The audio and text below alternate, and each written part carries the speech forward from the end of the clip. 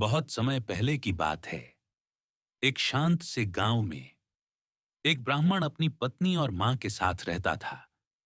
उसके घर के पास ही एक पुराना तालाब था और तालाब के किनारे खड़ा था एक रहस्यमयी पेड़। एक रात ब्राह्मण की पत्नी पानी भरने तालाब की ओर चली गई। चारों तरफ सन्नाटा था।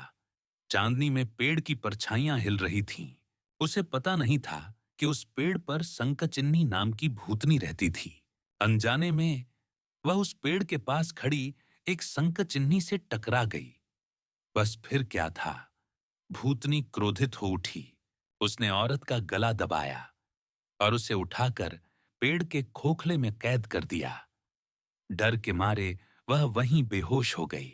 संकचिन्नी ने उसके कपड़े पहने और सीधे घर चली गई। न ब्राह्मण को शक हुआ, न उसकी मां को। लेकिन मां को कुछ अजीब लगने लगा। जो बहू पहले कमजोर थी, अब पल भर में सारा काम करने लगी। एक दिन मां ने देखा, बहू ने कमरे में जाए बिना ही दूर से हाथ बढ़ाकर बर्तन उठा लिया। और फिर एक दिन उसने जो देखा, उसके रोंगटे खड़े हो गए। बहू अपने जलते हुए पैर से खाना पका रही थी। सच जानने के लिए गांव का प्रसिद्ध ओझा बुलाया गया, जो भूत प्रेत को पहचानने और भगाने की विद्या जानता था। तुरंत ओझा बुलाया गया। जैसे ही जली हुई हल्दी उसके नाक के पास लाई गई, वह चीख उठी और सच सामने आ गया। वह ब्राह्मण की पत्नी नहीं, बल्कि एक संकचिन्नी थी। भूतनी ने बताया, असली पत्नी अब भी तालाब के पास पेड़ में बंद है।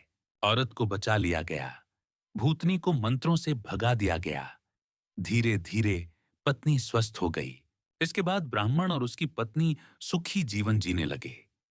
लेकिन गांव वाले आज भी कहते हैं, रात के अंधेरे में तालाब के पास वह संकचिन्नी आज भी भटकती है। अगर आपको ऐसी डरावनी कहानियाँ पसंद हैं तो चैनल को सब्सक्राइब ज़रूर करें।